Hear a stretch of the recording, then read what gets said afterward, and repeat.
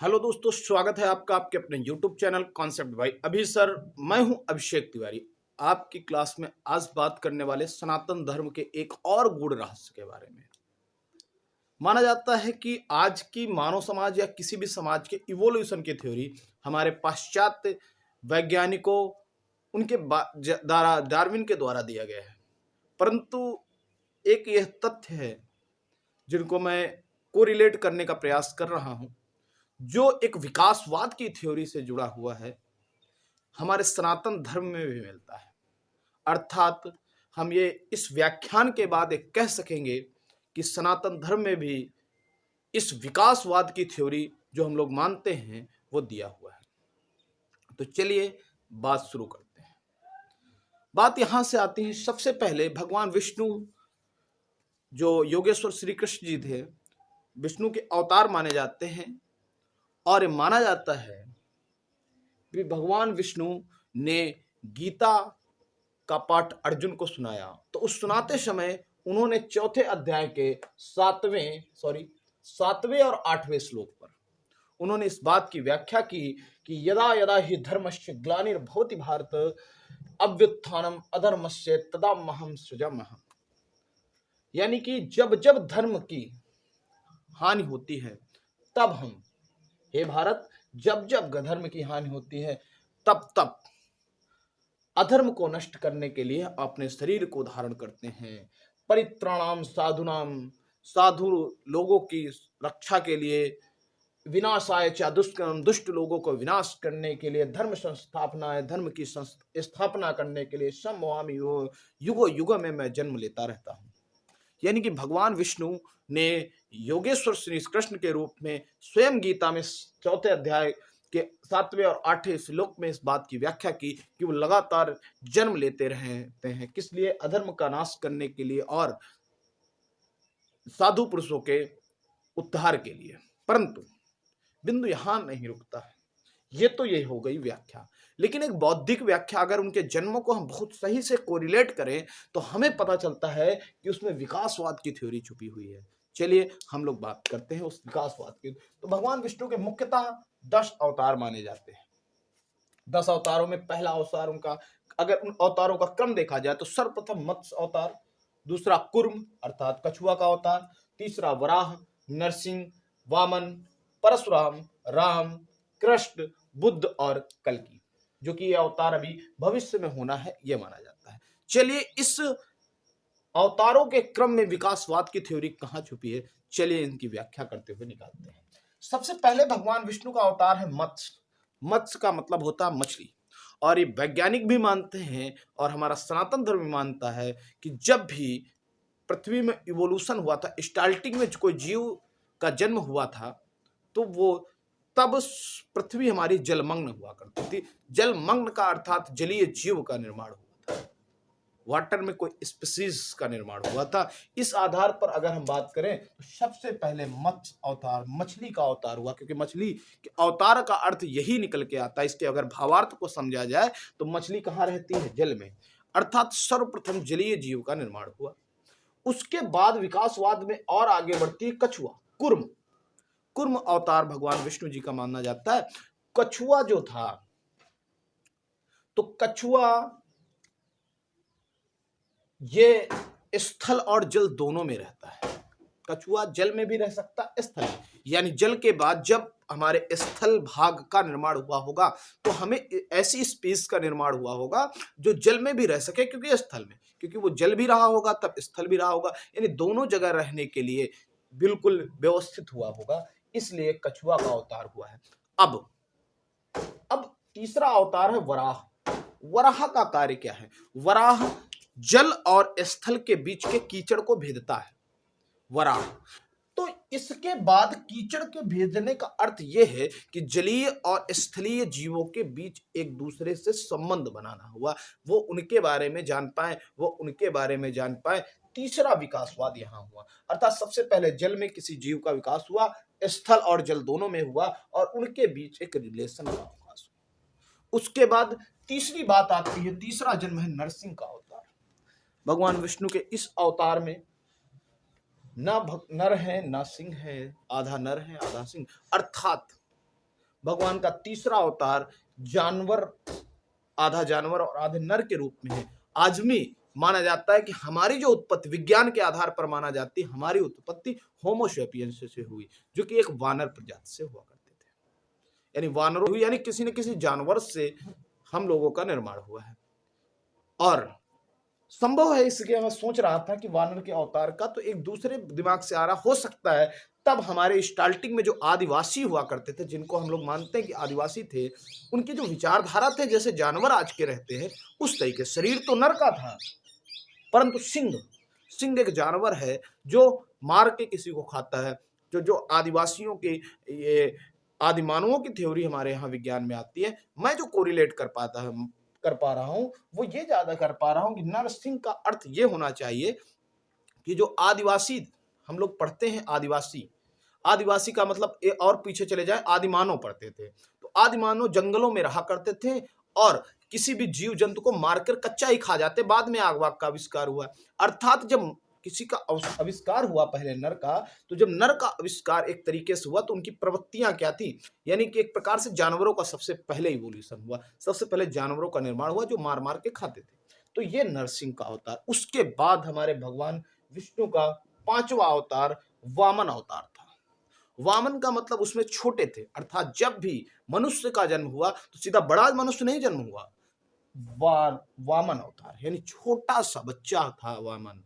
आपको याद होगा कि 12 छोटा सा बच्चा था, बाली से भिक्षा लेने गया था, उसके बाद 3 पग में उसने पूरी पृथ्वी से लेकर पूरी सृष्टि का नाप दिया और 3 पग में ये वामन है, यानी सबसे पहले छोटा अवतार हुआ। उसके बाद परशुराम जी का यानी पूर्ण पुरुष का अवतार हुआ, अर्थात उसके बाद सबसे पहले बच्चा हुआ, छोटा हुआ, उसके बाद पूर्ण पुरुष बनेगा। इकट्ठे बड़ा तो हो नहीं जाएगा, तो पूर्ण पुरुष। परंतु अगर हम परशुराम जी के बारे में जानते हैं तो परशुराम जी जंगलों में रहते थे। नॉर्मली उनके जंगल में रहते नहीं थे, तपस्या करते थे, अर्थात उनके माता पिता थे। और इनके बारे में जितना हम लोगों ने अध्ययन किया है उस आधार पर हम इतना जानते हैं कि वो समाज से थोड़ा सा विरक्त थे, यानी तपस्या में ज्यादा लीन रहते थे। सामाजिक दृष्टिकोण, सामाजिक स्तर पे वो ज्यादा इवोल्यूशन नहीं किए थे। तो अब मनुष्य का इस स्तर तक पहुंचते पहुंचते पहले जल का, फिर कछुआ, यानी कि पहले सबसे पहले जल में किसी चीज का निर्माण हुआ, उसके बाद एक स्थल और जल में रहने के लिए, तत्पश्चात कुर्म, उसके बाद वराह, उसके बीच संबंध स्थापित हुआ, उसके बाद जानवरों की उत्पत्ति हुई, जानवरों के बाद छोटे से मनुष्य का निर्माण होगा और उसके बाद पूर्ण पुरुष का निर्माण हुआ। लेकिन यहां से बात खत्म हो जाएगी, परंतु नहीं, अगर हम परशुराम जी का अध्ययन करते हैं तो हम ये पाते हैं कि परशुराम जी कहाँ रहते थे, जंगल में तपस्याएं करते रहते थे। इस तरीके से परशुराम की उत्पत्ति का मतलब पूर्ण पुरुष की उत्पत्ति का तो कारण हुआ, लेकिन उसके सामाजिक इवोल्यूशन अभी नहीं हुआ। उस इवोल्यूशन को प्रदर्शित करता है राम का जन्म। नैतिक, सामाजिक एक प्रकार का एक परिवर्तन दिख जाता है इस समाज में, जिससे प्रदर्शित करता है राम मर्यादा पुरुषोत्तम थे, यानी मनुष्य की क्या मर्यादा होनी चाहिए, सामाजिक स्तर क्या होना चाहिए, किसके क्या क्या संबंध होना चाहिए और क्या दृढ़ता होनी चाहिए, क्या कठोरता होनी चाहिए, क्या संकल्प होना। जितना भी कहा जाए इस वीडियो में, क्या आगे कई सारे वीडियो, राम इतना बड़ा नहीं है कि जिनको हम वाणी में व्यक्त कर सके। तो उस राम के जन्म ने यह प्रदर्शित करके दिखाया कि जो पुरुष हुआ उसका सामाजिक स्तर को प्रदर्शित करने के लिए इसके बाद 7वां अवतार भगवान श्री राम का हुआ। अब राम के अवतार के बाद जब उन्होंने एक मर्यादा स्थापित किया तो उसके बाद प्रॉब्लम्स यहां आ गई कि जो मर्यादा की स्थापना हुई, तो जैसे द्वापर युग में हम लोग पढ़ते हैं भीष्म जैसे महापुरुष जिन्होंने एक दृढ़ निश्चय किया जिसकी वजह से गलत जगह पे चले गए, उस तरीके को लड़ने के लिए, यानी धर्म में रहकर प्रेम करना, किस आधार पर किससे करना, उसका प्रतीक भगवान श्री कृष्ण जी हैं, योगेश्वर श्री कृष्ण, जिनको कहा जा सकता है हम राम के बाद जो सामाजिक सुधार हुआ, यानी कि मनुष्य की पूर्ण उत्पत्ति के बाद उसका सामाजिक और नैतिक जिम्मेदारियों का विकास हुआ। नैतिक जिम्मेदारियों के बाद उनके प्रेम भाव का कैसा, हमें किससे कितना प्रेम करना चाहिए, जानवरों से क्या हमारा जो प्रेम है कैसा होना चाहिए, इस तरीके से भगवान श्री कृष्ण प्रेम के प्रतीक थे। यानी इस विकासवाद को आगे बढ़ाते हुए पूर्ण मनुष्य के जन्म के बाद उसका सामाजिक स्तर का प्रदर्शन हमारे सनातन धर्म में मिल जाता है। तत्पश्चात अगर भगवान श्री कृष्ण की बात करें तो प्रेम का प्रतीक है, हमें किससे कितना प्रेम करना चाहिए, क्या स्पष्टता है और क्या व्याख्याएं हैं और क्या धर्म की स्थापना, इन सारी चीजों के लिए श्री कृष्ण का जन्म माना जाता है। उसके बाद माना जाता है महात्मा बुद्ध का। बुद्ध जी का आविष्कार ये ज्ञान का प्रतीक है, इनके ग्रंथ की उत्पत्ति हुई थी और ये माना जाता है सांख्य दर्शन के। कुछ लोग मानते हैं बौद्ध धर्म पे व्याख्या करते हैं कि भाई बुद्ध को मानना ये उसमें कैसा, मतलब पूरा ये बौद्ध धर्म को अगर ध्यान से पढ़ा जाए, समझा जाए, तो जो बौद्ध धर्म की अपनी व्याख्याएं हैं, बौद्ध धर्म का जो भाव है वो काफी ज्यादा सांख्य दर्शन, हिंदू धर्म ग्रंथ सांख्य दर्शन से मिलता है। और सांख्य दर्शन का आविष्कार हुआ था कहा है, किन्होंने किया था? सांख्य दर्शन लिखी किसने थी? कपिल मुनि जी ने।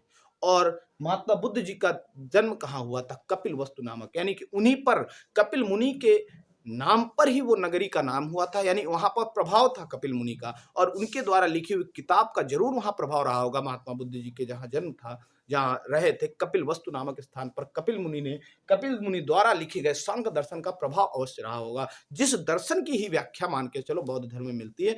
आप अगर हिंदू धर्म ग्रंथ सांख्य दर्शन को ध्यान से पढ़ते हैं और बौद्ध धर्म की विचारधाराओं को पढ़ते हैं तो काफी हद तक सिमिलर है। यानी उसके बाद इतना ही नहीं, आप पुरुष छोटा बच्चा, उसके बाद बड़े होते हैं और सामाजिक स्तर को सिखाता है, प्रेम सिखाता है, उसके बाद ज्ञान का प्रतीक है। लेकिन ज्ञान का के बाद क्या होता है, यहीं तक विकासवाद की थ्योरी डार्विन द्वारा मिली है, किसी भी वैज्ञानिक द्वारा यहीं तक थ्योरी। लेकिन भविष्य में कल्कि अवतार होना है, इसकी व्याख्या कहां से मिलेगी? तो कल्कि के बारे में जितना भी पढ़ा गया उतने में यह माना जाता है कि कल्कि भगवान का जन्म तब होगा जब चरम पर होगी अधर्म, और ये अधर्म का विनाश करके, यानी संपूर्ण सृष्टि का विनाश करके पुनः धर्म की स्थापना और सतयुग का चलन होगा। चलिए कोई बात नहीं, हम बात करते हैं इनके भाव को समझने का।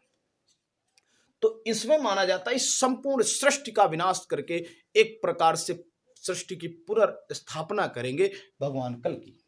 चलिए, तो हम लोगों को जब ज्ञान प्राप्त होता है, तो आज की अगर देखा जाए तो टेक्नोलॉजी जिस प्रकार से विकसित हो रही है, प्रकृति के साथ जिस तरीके से छेड़छाड़ हो रही है, अन्य कई देश जिनका नाम मैं लेना नहीं चाहता हूं, उनके साथ, और हर देश ने थोड़ा बहुत तो इवोल्यूशन करने के चक्कर में सृष्टि के साथ छेड़छाड़ किया।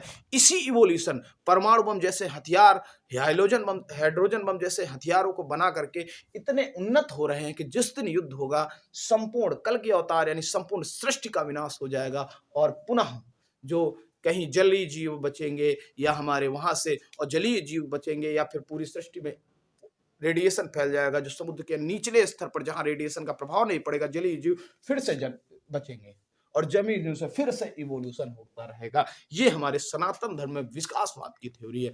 इसलिए इस कल्कि अवतार से बचने के लिए हम लोगों को इवोल्यूशन का स्तर देखने की जरूरत है, जिसमें सृष्टि आप अपनी आवश्यकताओं के विकास के लिए ज्यादा प्रकृति के साथ छेड़छाड़ ना करें, ताकि इस अवतार में अभी समय हो जाए और हमारी सृष्टि बची रहे।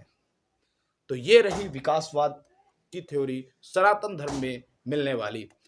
अगर हम कहां तक सही हैं, कितना आपको समझ में आया, इस बात को कैसा लगा वीडियो, इस बात को कमेंट सेक्शन में जाके अवश्य बताएं। यदि किसी प्रकार के सुझाव या सुधार की आवश्यकता हो तो उसको भी कमेंट में जाकर आप निसंदेह भाव से बताएं, ताकि हम उस पर सुधार कर सके। एवं अगर ये वीडियो पसंद आया तो लाइक करें, सब्सक्राइब करें एवं अपने दोस्तों के साथ शेयर करें, ताकि उनको भी पता चले कि सनातन धर्म के गूढ़ रहस्य क्या है। धन्यवाद।